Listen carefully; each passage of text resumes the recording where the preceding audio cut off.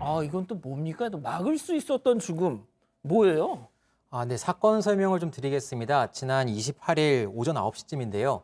충남 천안구에 있는 한 다세대 주택에서 천안시에 있는 주택에서 40대 아버지 그리고 초등학교 입학을 앞둔 딸이 숨진 채 발견됐습니다. 아이의 어머니 그리고 아이 어머니의 가족들이 찾아갔다가 시신을 발견하고 경찰에 신고한 상황이었습니다.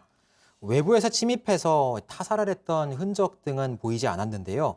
이 사건에 대해서 최근 경찰이 조치가 미흡했다. 그래서 경찰이 제대로 대처하면 이 사건에서 죽음은 막을 수 있었을 것이다. 이런 취지의 국민청원이 올라와서 논란이 되기 시작했습니다. 예. 자, 일단 뭐 경찰 대처를 좀 비판하는 뭐 청원까지 올라왔던데, 그러니까 이 부녀가 숨진 채 발견되기 한 9시간 전인가요? 경찰이 출동을 했었다고요? 맞습니다. 지금 비판이 일고 있는 지점이 딱 그 부분입니다. 이게 발견된 거는 오전 9시쯤이었고 원래 이웃 주민이 이제 싸우는 것 같다라고 경찰에 신고해서 경찰이 도착한 게 자정 즈음이었습니다. 자정이 조금 지났는데 이런 숨진 상태로 발견되기 9시간 전이죠. 그리고 경찰이 와서 확인을 했는데 그 당시 이제 한 주민의 이야기를 들어보니까 이 경찰이 도착했을 당시 그 딸이 엄마가 맞았다라고 이야기를 했다고 이 주민이 이제 밝힌 이야기입니다. 예. 그래서 큰 소리가 긴 시간 지속됐다라고 이제 주민도 진술을 하기도 했는데요. 이게 상당한 어느 정도 시간 동안 싸움이 일어난 상태에서 경찰은 그 부인만 친척 집으로 분리 조치를 했고 딸은 분리하지 않았습니다. 그 뒤에는 자세한 내용은 또 뒤에서 설명을 드릴 텐데 예. 그래서 이제 경찰 출동을 하고선 부인만 분리 조치한 지 9시간이 지난 뒤에 이 아버지와 딸이 숨진 채로 발견됐던 겁니다. 이거 아니 그러면 만약에 교수님, 네.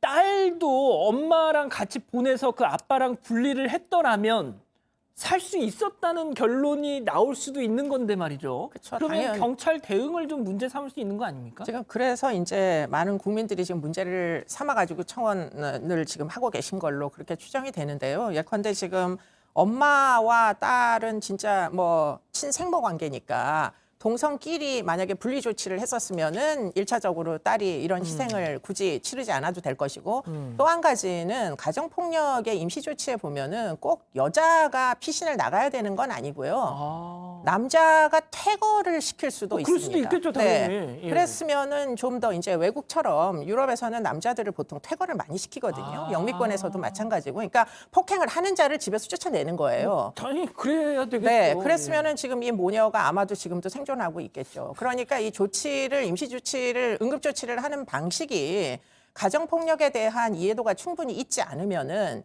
지금 이 뭐 아버지가 굉장히 포악한 경우에는 경찰 앞에서 아버지 옆에서 너 누구 따라갈래? 이러고서는 딸한테 물어보면요. 폭행을 행하는 자가 두려워서 엄마를 따라간다는 소리를 못 합니다, 아이들이. 충분히 그럴 수 있겠죠. 네, 근데 이제 그 본질에 대해서 잘 이해를 못하는 현장 출동 경찰이 만약에 적절히 조치를 못해서 아이가 희생되기에 이르렀다면 지금 사실은 걱정이 되는 게 자치경찰제가 되면 경찰이 이렇게 현장에 출동해서 이런 식으로 굉장히 많은 조치들을 하게 됩니다. 예. 그런데 과연 준비가 되어 있느냐 하는 부분에서 좀 의문을 갖게 만드는 그런 사건이다 이렇게 볼 수가 있는 거죠. 진짜 교수님 말씀 듣고 보니까 아니 그 폭력을 가한 사람을 쫓아내야지 피해자를 진짜 좀 그러네요 진짜. 아무튼 자, 홍 기자, 그래서 경찰이 지금 이런 비난에 대해서 뭐라고 입장을 내놓고 있어요? 경찰에게 제가 직접 물어봤는데요. 어. 첫 마디가 어. 평소에 무언가 있었다면 조치를 했을 수 있다라고 답을 했습니다. 어떤 말인지 물어봤더니 가정폭력이나 아동학대로 이전엔 신고가 들어온 적이 전혀 없었다고 말했습니다. 그래서 부부를 가정폭력으로 알고 분리는 했지만 아이에 대해서는 조치를 할 수가 없었다는 내용입니다. 그래서 현장 경찰이 아이를 데려가야 할지 아니면 남겨놔야 할지 모르기 때문에 아이에게 직접 물어봤다고 합니다. 아버지에게 있을래 아니면 엄마에게 갈래? 방금 이렇게 교수님이 물어봤더니 얘기한 그런 상황이네요.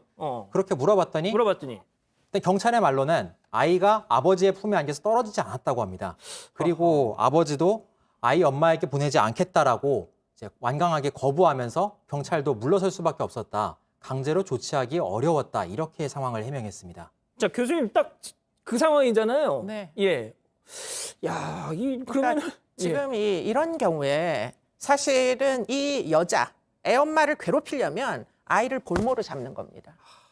그런 종류의 이제 가정폭력 가해자, 상습 가해자들의 경우에는 사실 굉장히 아이에 대한 무슨 애정이 있거나 보호할 뭐 어떤 의도가 있어서가 아니라 상대방을 괴롭힐 목적으로 아이를 안 내주는 경우들이 너무나 많이 있거든요. 그렇기 때문에 그런 부분에 대해서 앞으로 조금 더 경찰이 신경을 써야 되고, 문제는 이제 이렇게 가지고는 이 사건은 가정폭력 사건 이상도 이하도 아니었는데 조치를 잘못해가지고 지금은 결국은 가해자가 사망하니까 예. 사건이 증발한 거예요. 아, 그러네요. 네, 아버지도 죽고 딸도 죽고 피해자는 생존했지만 국가는 아무것도 해줄 수 없는 이런 상황이 돼버린 겁니다.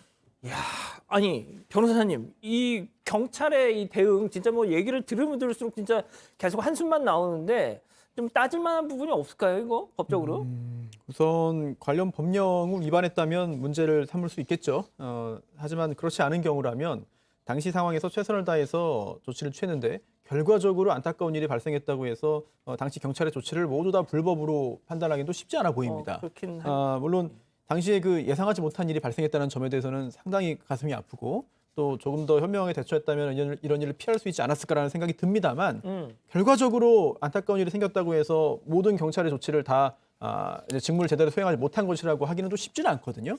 따라서 좀 법령 등을 봐야 되는데 우선 뭐 가정폭력처벌법도 그렇고 또 아동학대 처벌법도 그렇고 응급조치 규정들은 있어요. 따라서 가해자와 피해자를 분리하도록 하고 있습니다. 그런데 당시 상황을 보면 이 안타깝게 세상을 떠난 이 아이가 과연 이 가정폭력 또는 아동학대의 피해자였냐. 예. 경찰 입장에서는 그 부분을 판단을 했을 겁니다. 그리고 예. 그렇게 생각하지 않았기 때문에 그런 정황이 없었기 때문에 가해자와의 분리조치를 취하지 않았다고 본다면 그에 대한 법적인 책임을 묻기도 쉽지 않거든요. 안타까운 일입니다만 제 생각에는 경찰에 대한 어떤 법적인 추궁을 하기는 쉽지 않아 보입니다. 자, 이 기자, 일단 이 상황에서 가장 궁금한 아이가 왜 아버지는 뭐 극단적인 선택을 했다고 쳐도 아이는 왜 그렇게 됐느냐? 일단 정황상 자녀 살해 후 극단적인 선택을 한 것으로 강하게 그러니까 그게 의심되는 그런 상황입니다. 거잖아요, 지금 분위기 지금 타살 상황이. 정황이 없죠. 그리고 집안엔 2사람이 있었고 외부 침입 흠적 없는데 2사람이 숨졌습니다. 그렇다면 생각해볼 게 몇 가지 없기 때문에 아주 가능성이 큰 상황인데 일단 부검이 진행 중인 상황이기 때문에 부검 결과가 나오면 좀 더 정확하게 알게 될 것 같습니다. 알겠습니다.